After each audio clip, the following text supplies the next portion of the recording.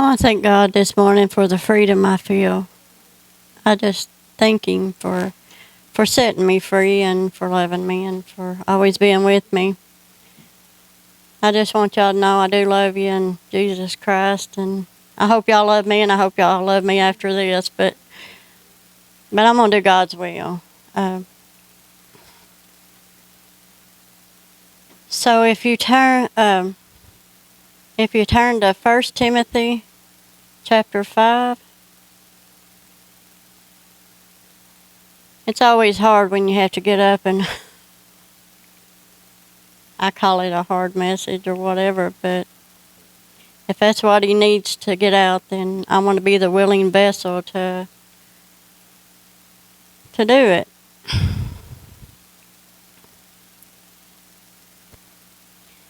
It says, lay hands suddenly on no man, neither be partaker of other men's sin.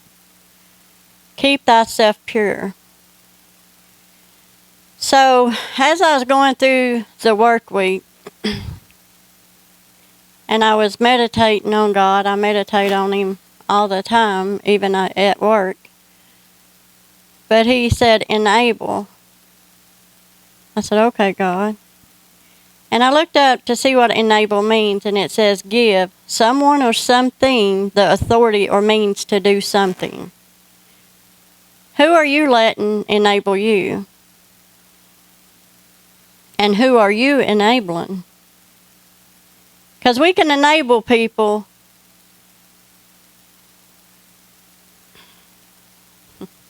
Because we can enable people's sins, the wrongs that they do. So we got to be very careful what we do. I'll give you an example. I had a CSR come to me. She says she's a Christian. And she come to me this week and she went to telling me about roosters or something that her and her neighbor got in a fight about. Well, she's an animal lover. And everybody knows me and the roosters and the chicken stuff.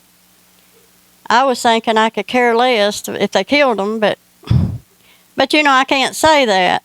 But anyway, she went on to tell me, she said, I need your advice on this. I said, okay. So I sat there and listened to her and everything, and she said, I called them a name. I screamed a name at them, and I just looked at her. I said, well, maybe you shouldn't have done that. And whenever I said that, it's like God just started throwing out scriptures out of my mouth, and I was sitting there, I was about as astonished as she was, probably, but it you know, I could have enabled her and say, well, you should have called them another name, or, you know, you should have done this, or you should have done that, something against what she should have done. But I didn't, because God started throwing out scriptures out of my mouth, and she was just looking at me like, she said, you're a smart lady. I'm thinking, yeah, I feel smart right now. You know, that surprised me too. But we can enable people of the wrongs they do by either not saying something to them about it or just, oh, it's okay. It's okay. You didn't feel good. You're okay. You're tired. It's okay. You don't have to do that. But God said. God said. And this is not going out to any certain person, so please. God said Thursday, Saturday, Sunday morning, Sunday night is what God said. We cannot. Lord help me. On Thursdays, Satan starts with me. You're tired. No, I don't have a physical job, but I've got a very mental job. I mean, people, she knows. She deals with people, or kids, whatever. I deal with adult wannabes, or whatever they are. They're supposed to be adults, but they don't act like adults. But anyway, very mental, what I go through a daily basis at work. And Satan starts, oh, you're tired. You don't need to go. Don't worry about it. One time, you don't never miss. You're always there. And I have to either enable that voice of just saying, okay, I would like to go home, put my gown on, just kick my feet up. Because that's what I like to do after work.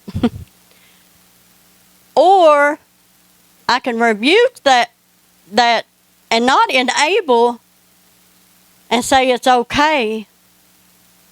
I can rebuke it and get it out, just like Amy was saying last night. We've got to get to a point, and it's now that we need to get to that point that we don't listen to that voice and let that voice talk us into doing things. It's just like, I'll use Nikki. I know she won't get mad at me. It's just like with her kids. They're doing something bad, and you keep telling them, stop doing that or I'm going to whoop you. Or just keep saying that. We need to stop saying, and we need to whoop them or ground them or whatever you're going to do to them. We've got to do it. We've got to stop screaming to the top of our voice, because all we're doing is enabling them. Because after a while, they're going to look at you and say, she ain't going to do nothing. She never does. We've got to do action instead of sitting and screaming to the top of our lungs. I'll use my kids. My kids, I always told them when they was young, if you get yourself in trouble and you go to jail, you're going to stay there. Well, they didn't believe me. Guess 2 of them didn't believe me. But anyway, Erica was the first one that went to jail. What did Mom do? Let her sit there. I didn't pay her way out. I didn't say, oh, it's okay. You was on drugs at that time and you was out of your mind. You didn't know what you're doing. You do know what you're doing. For one, you shouldn't be taking these drugs. And second, you know that's wrong. I did not enable her in her sin, in her fault. We've got to stop enabling people. We've got to stop it. If God said to do something, we need to be doing it. And just like Jennifer, I don't know if you call me authority or whatever, I'm a supervisor, so I'm over people. If they're doing wrong, I need to coach them on, and if they continue to do it, then they're going to pay consequences. I'll fire them. So, and just like Jennifer here, she's our authority. God's our big authority, but Jennifer is our authority. If she comes to me and she says, Cindy, if I'm doing wrong, and she comes to me and coaches me, I can't get upset with her, because she sees what's going on and she wants to correct it. She wants to enable me for the good, not enable me for the bad. But if she just lets me go on and just whatever I want to do, that's enabling for the bad. So we've got to stop enabling people's wrongs. We got to stop it. Because right now, we're at a point, it's getting close to time to go. And I don't want somebody just to look over my faults or my wrongs and let me go to hell. I don't want that. So if I do something wrong and I continue to do it, I want somebody to come to me. I want Jennifer, which would be in the church, to come to me and say, Cindy, this is what's going on, and everything. And if I don't listen to her, then that's my fault. But I want somebody to come and correct me.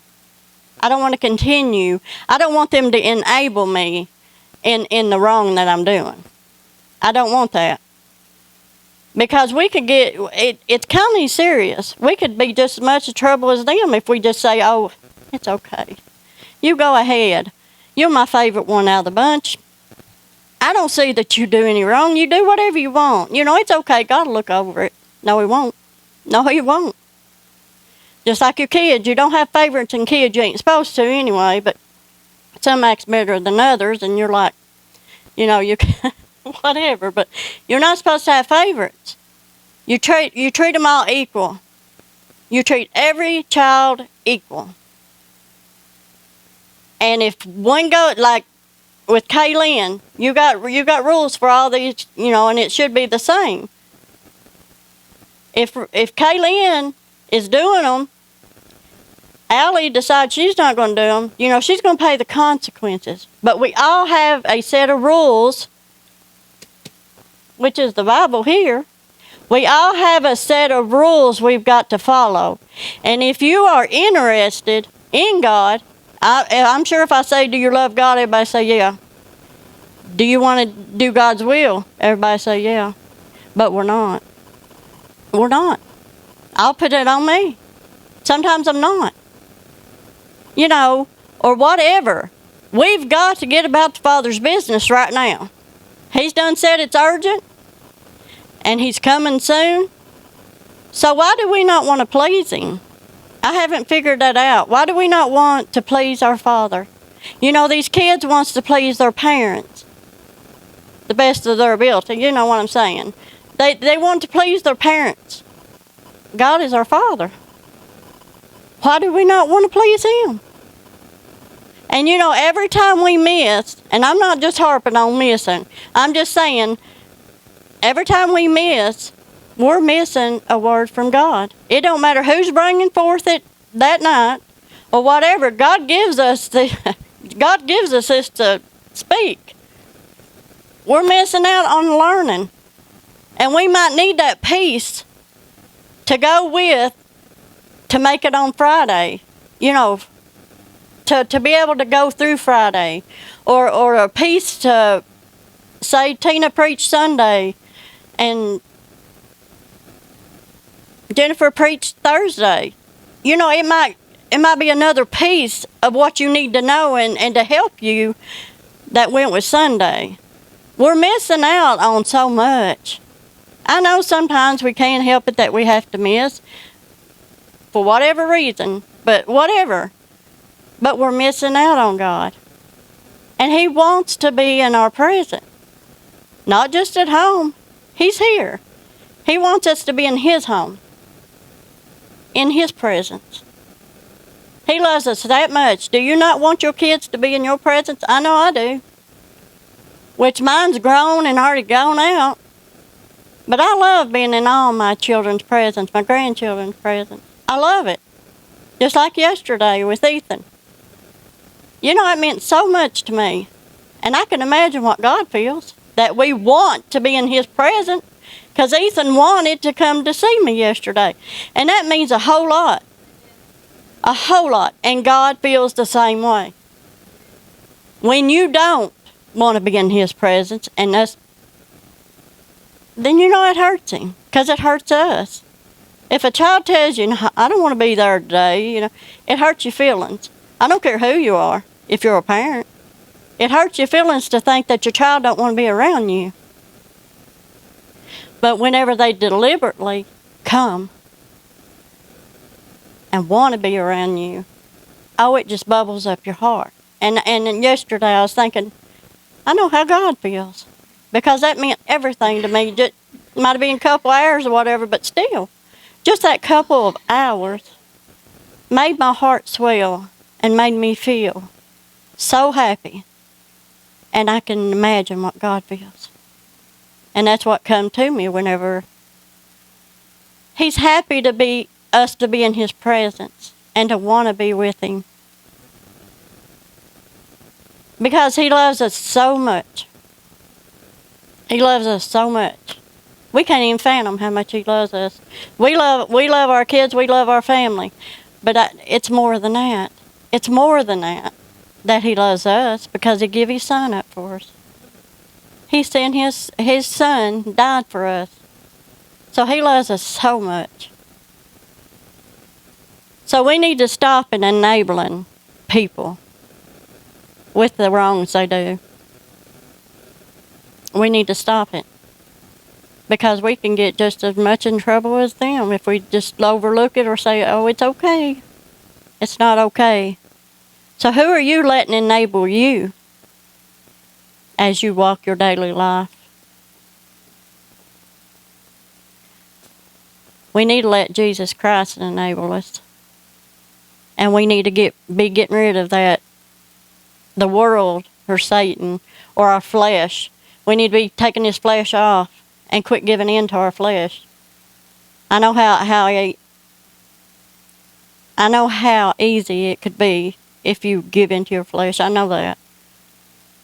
I've not always walked this walk. I know what it is. We've got to start rebuking it, like Amy said last night, rebuking it. And we've got to start coming as a child and humbling ourselves and wanting to be in God's presence. If you love Him, you'd want to be in His presence. So we need to stop the enabling other people, saying it's okay. It's not okay. If God says it's not okay, it's not okay. What God says goes. Because if you keep enabling it, they're going to keep doing it, thinking, well, they approve of it. It's okay. It don't matter what God approves it. As long as a person approves it, it's okay. It's not.